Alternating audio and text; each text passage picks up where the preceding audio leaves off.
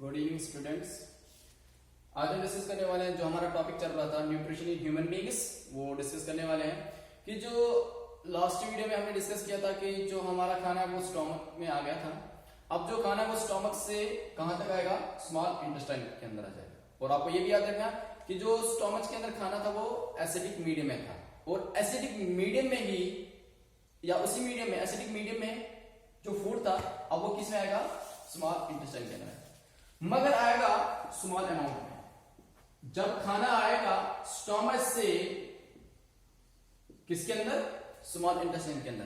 किस में आएगा? स्मॉल अमाउंट में आएगा। अब स्मॉल अमाउंट में स्टोमक से खाना छोड़ना, इसको कौन कंट्रोल करता है? इसको कौन रेगुलेट करता है? एक मसल होती है यहां पे जिसका नाम है स्फिंक्टर मसल। कौन सी मसल? स्फिंक्टर मसल होती है। स्फिंक्टर मसल का काम क्या होता है? स्टोमक से खाना छोड़ना स्मॉल अमाउंट में, किसके अंदर? स्मॉल इंटेस्टाइन के अंदर। और स्मॉल इंटेस्टाइन जो है ये ऐसी साइट है जहां पे फूड की कंप्लीट डाइजेशन होती है। फूड की कंप्लीट डाइजेशन कहां पे होती है? स्मॉल इंटेस्टाइन के अंदर। क्या स्मॉल इंटेस्टाइन खुद ये करता है? अकेले करता है? नहीं। इस स्मॉल इंटेस्टाइन को, ये तो जगह है जहां पे फूड की कंप्लीट डाइजेशन होती है, मगर स्मॉल इंटेस्टाइन को ये काम मदद करने के लिए कौन ऑर्गन मदद करता है? वो एक तो लिवर करेगा, दूसरा कौन करेगा? पैनक्रियास। ये दोनों ऑर्गन्स है जो स्मॉल इंटेस्टाइन को मदद करेंगे क्या करने के लिए? फूड को कंप्लीट डाइजेशन करने के लिए। तो इसको डिस्कस करने से पहले हमें कुछ और बातें डिस्कस करनी है कि जो स्मॉल इंटेस्टाइन होता है ये हर्बीवोरस के अंदर इसका साइज बड़ा होता है। किसका? स्मॉल इंटेस्टाइन का साइज बड़ा होता है। किन के अंदर? हर्बीवोरस के अंदर साइज क्या होता है? लार्ज होता है, बड़ा होता है। क्यों? क्योंकि जो हर्बीवोरस है वो पेड़ खाते हैं, और उस पेड़ के अंदर एक फूड होता है, उसका नाम है सेल्यूलोज। क्या होता है?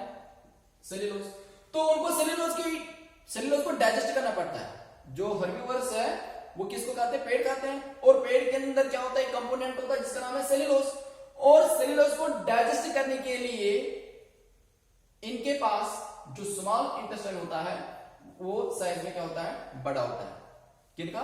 तो आपको ये पॉइंट याद रखना है कि जो हर्बीवोरस होते हैं, हर्बीवोरस के अंदर जो स्मॉल इंटेस्टाइन का साइज होता है वो बड़ा होता है, क्योंकि उनको डाइजेस्ट करना पड़ता है। किसको? इस सेल्यूलोज को। ये क्वेश्चन इंपॉर्टेंट है कि जो साइज होता है वो किनका बड़ा होता है, क्यों होता है? तो आपको ये लिखना है कि जो हर्बीवोरस होते हैं उनका साइज बड़ा होता है, वो इसलिए होता है क्योंकि उनको डाइजेस्ट करना पड़ता है। किसको? सेल्यूलोज को। और जो ओमनिवोरस है उनका साइज छोटा होता है। जो ओमनिवोरस है उनका साइज क्या होता है? छोटा होता है। उनका साइज क्या होता है? छोटा, क्योंकि उनको मीट डाइजेस्ट करना है, और जो मीट होता है, जो मांस होता है, वो इजीली डाइजेस्ट होता है। तो सबसे बड़ा जो पार्ट है हमारे डाइजेस्ट सिस्टम का वो स्मॉल इंटेस्टाइन का। सबसे बड़ा पार्ट जो डाइजेस्ट सिस्टम का है वो कौन है? वो स्मॉल इंटेस्टाइन है। और आपको पता है अगर इसका साइज बड़ा है तो ये हमारी बॉडी के अंदर कैसे फिट हुआ है? ये हमारी बॉडी के अंदर कैसा है जब इसका साइज बड़ा है? ये स्मॉल इंटेस्टाइन हमारी बॉडी के अंदर किसकी फॉर्म में प्रेजेंट होता है? क्वाइलिन की फॉर्म में प्रेजेंट होता है। क्वाइलिन को मतलब ये ऐसे प्रेजेंट होता है, इसकी फॉर्म में प्रेजेंट होता है। अगर आपसे कोई बड़े क्वेश्चन आता है कि अगर ये सबसे बड़ा पार्ट होता है हमारे डाइजेस्टिव सिस्टम का, तो फिर ये हमारी बॉडी के अंदर कैसे आ गया? या फिर ये हमारे एब्डोमेन का मतलब पेट के अंदर कैसे आ गया? आपको याद रखना कि जो स्मॉल इंटेस्टाइन होता है वो हमारी बॉडी के अंदर प्रेजेंट होता है। किसकी फॉर्म में? क्वाइलिन की फॉर्म में प्रेजेंट होता है। वो आपको मैंने थोड़ा सा बता दिया, क्वाइलिन किसकी फॉर्म में प्रेजेंट होता है? क्या? स्मॉल इंटेस्टाइन, क्योंकि इसका साइज क्या होता है? बड़ा होता है। अब हम डिस्कस करेंगे कि जो ये स्मॉल इंटेस्टाइन है ये वो जगह है जहां पे पूरी डाइजेशन होती है फूड की, और उसको मदद करने के लिए कौन कौन आता है? एक तो लिवर आता है, दूसरा पैनक्रियास आता है। तो जब स्टोमक से खाना आया स्मॉल इंटेस्टाइन के अंदर, वो किस मीडियम में आएगा? वो एसिडिक मीडियम में आएगा। किस मीडियम में आएगा? एसिडिक मीडियम में आएगा। और जो पैनक्रियास है, पैनक्रियास से निकलेगा एक जूस, एक डाइजेस्टिव जूस निकलेगा जिसका नाम है पैनक्रियाटिक जूस। जो पैनक्रियास है ये भी एक एक्सोक्राइन ग्लैंड है, और एक्सोक्राइन ग्लैंड से क्या निकलता है? डाइजेस्टिव जूस निकलता है। तो जो पैनक्रियास से डाइजेस्टिव जूस निकलता है उसका नाम क्या है? Pancreatic juice. और इस पैनक्रियाटिक जूस के अंदर क्या होते हैं? एंजाइम्स होते हैं। उन एंजाइम्स का नाम दिया गया है पैनक्रियाटिक एंजाइम्स। क्या नाम दिया गया है? Pancreatic enzymes. कौन कौन होता है पैनक्रियाटिक एंजाइम्स? एक होगा ट्रिप्सिन, दूसरा होगा लाइपेज, तीसरा होगा एमाइलेज। 3 एंजाइम्स होते हैं किसके अंदर? इस पैनक्रियाटिक जूस के अंदर।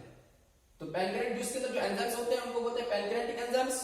और जो पैनक्रियाटिक एंजाइम्स है वो 3 होते हैं, ट्रिप्सिन, लाइपेज और एमाइलेज। अब ये पैनक्रियाटिक एंजाइम्स काम करेंगे हमारे फूड के ऊपर, मतलब फूड को ब्रेक डाउन करेंगे। मगर ये तभी काम करेंगे जब फूड पहले स्मॉल इंटेस्टाइन के अंदर बेसिक मीडियम में बनेगा, क्योंकि स्टोमक से खाना आया किसके अंदर?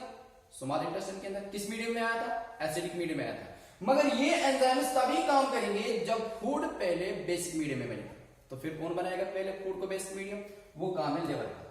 क्योंकि जो लिवर है, लिवर से एक जूस निकलता है जिसको बोलते हैं लिवर जूस। क्या बोलते हैं? उसको बोलते हैं लिवर जूस, या उसका दूसरा नाम है बाइल जूस। Bile juice.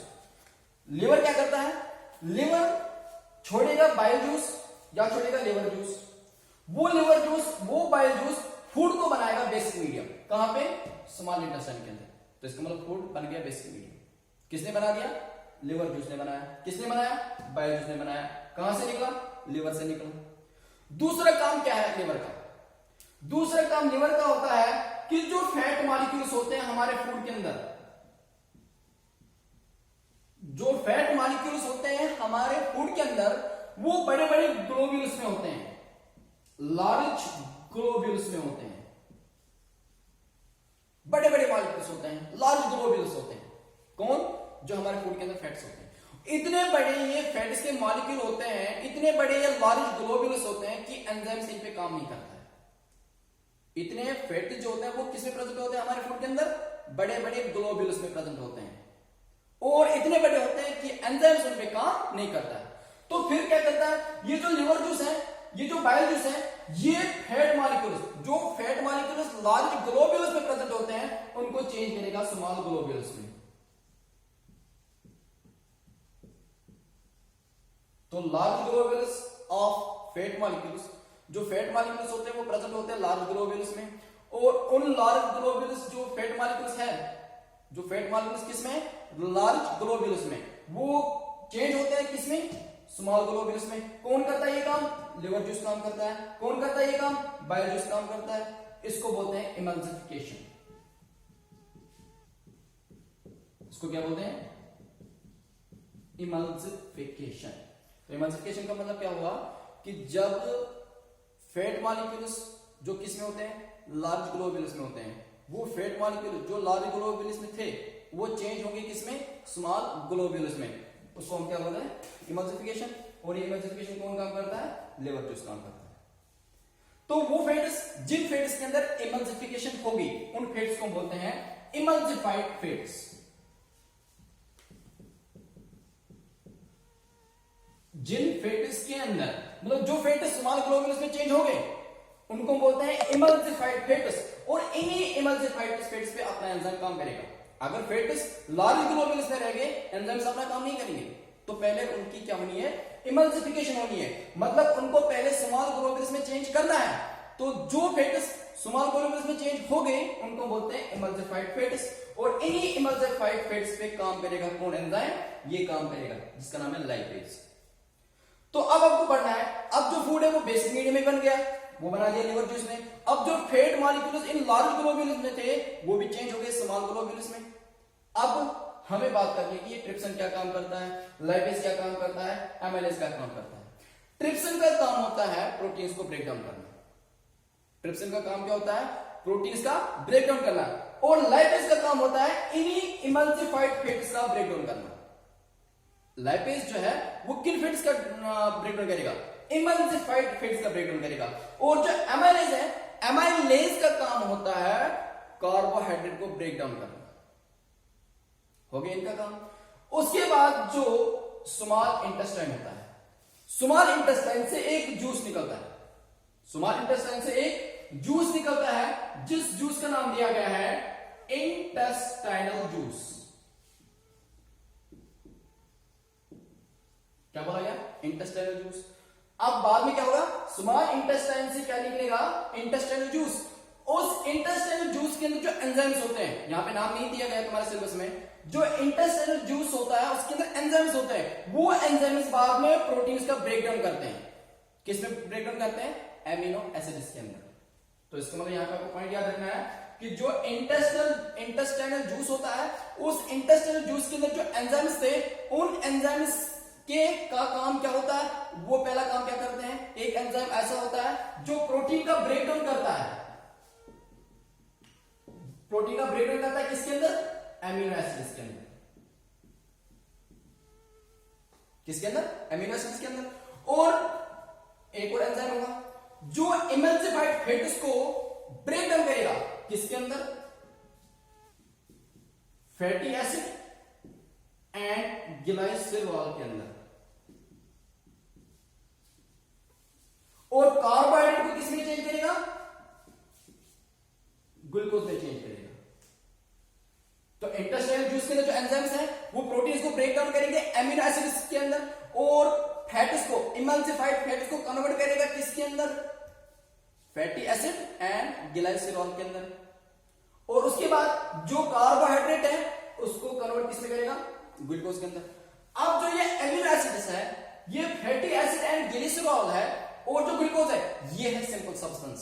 यही सिंपल सब्सटेंस हमारे बॉडी के अंदर एब्जॉर्ब होंगे। किसके थ्रू?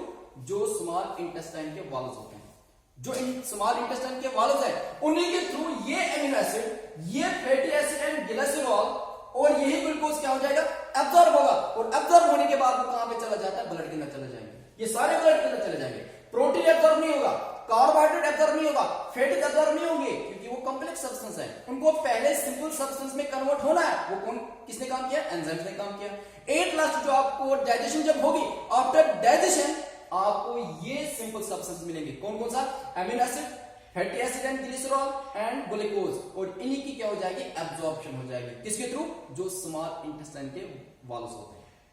तो जब वो स्मॉल इंटेस्टाइन के थ्रू या स्मॉल इंटेस्टाइन के वॉल्स के थ्रू एब्जॉर्ब होंगे, वो जाएंगे ब्लड के अंदर, और ब्लड उस इन न्यूट्रिएंट्स को क्या करेगा? ट्रांसफर करेगा हर एक सेल के अंदर। उसके बाद हमारे स्मॉल इंटेस्टाइन के अंदर फिंगर लाइक प्रोजेक्शंस होती है। हमारे इंपॉर्टेंट क्वेश्चन है बोर्ड के लिए। हमारे स्मॉल इंटेस्टाइन के अंदर फिंगर लाइक प्रोजेक्शंस होती है, उनका नाम दिया गया है विल्ली। क्या नाम दिया गया? विल्ली। स्मॉल इंटेस्टाइन के अंदर क्या होते हैं? फिंगर लाइक प्रोजेक्शंस होती है, जिनका नाम क्या है? विल्ली। वो क्या करते हैं? वो सरफेस एरिया बढ़ाते हैं ताकि ज्यादा से ज्यादा फूड एब्जॉर्ब हो जाए। ये क्वेश्चन आता है, write the function of the villi. Villi का काम क्या होता है? आपको क्या बोला? These are the finger like projection. Present कहां होती है? On the walls of the small intestine. Small intestine के वॉल्स के ऊपर प्रेजेंट होते हैं। काम क्या होता है? सरफेस एरिया बढ़ाना ताकि ज्यादा से ज्यादा फूड एब्जॉर्ब हो जाए। उसके बाद कुछ फूड डाइजेस्ट नहीं होता है, कुछ फूड एब्जॉर्ब नहीं होता है। वो कहां पे जाता है? वो लार्ज इंटेस्टाइन के अंदर जाता है। किसके अंदर जाता है? लार्ज इंटेस्टाइन के अंदर। क्या जाता है लार्ज इंटेस्टाइन के अंदर? जो फूड एब्जॉर्ब नहीं हुआ, जो फूड डाइजेस्ट नहीं हुआ, वो कहां पे जाता है? वो जाता है लार्ज इंटेस्टाइन के अंदर। अब अगर इस अनएब्जॉर्ब्ड फूड में या इस अनडाइजेस्टेड फूड में चूंकि लार्ज इंटेस्टाइन के अंदर चला गया, अगर उसमें पानी ज्यादा था, वो पानी बाद में लार्ज इंटेस्टाइन के थ्रू हमारी बॉडी के अंदर फिर से रीएब्जॉर्ब हो रहा है। रीएब्जॉर्ब मतलब दोबारा हमारी बॉडी के अंदर जा रहा है। ये पॉइंट इंपॉर्टेंट है एग्जाम के लिए कि क्वेश्चन क्या आता है? कहां पे कंप्लीट डाइजेशन होती है और कहां पे पानी का रीएब्जॉर्प्शन होता है। तो आपको ये बोला है कि जब अनएब्जॉर्ब फूड या अनडाइजेस्टेड फूड लार्ज इंटेस्टाइन में आता है, अगर उसमें ज्यादा पानी हो, वो ज्यादा पानी बाद में क्या होता है? रीएब्जॉर्ब होता है। किसके अंदर? हमारी बॉडी के अंदर। और उसके बाद वो जो अनएब्जॉर्ब फूड है और जो ये अनडाइजेस्टेड फूड है, वो हमारी बॉडी के थ्रू बाहर निकलता है। किसके थ्रू? अनस के थ्रू। किसके थ्रू निकलता है? अनस के थ्रू निकलता है। तो अनस के थ्रू बाद में वो अनएब्जॉर्ब फूड, अनडाइजेस्टेड फूड बाहर निकलता है, मगर निकलता है स्मॉल अमाउंट में। एक साथ नहीं निकलता है, आराम से निकलता है। उसको कंट्रोल कौन करता है? अनस के अंदर भी एक मसल है जिसका नाम है अनाल स्फिंक्टर। क्या नाम है उसका? अनाल स्फिंक्टर। अनाल स्फिंक्टर, इसका काम क्या होता है? अनाल, ANAL, अनाल स्फिंक्टर। इसका काम क्या होता है? जो ये अनअब्जॉर्ब फूड है या जो अनडाइजेस्टेड फूड है उसको अनस के थ्रू बाहर छोड़ना, मगर किसमें? स्मॉल अमाउंट में। तो ये था आपका न्यूट्रिशन इन ह्यूमन बींग्स का जो टॉपिक है वो आज कंप्लीट हो गया।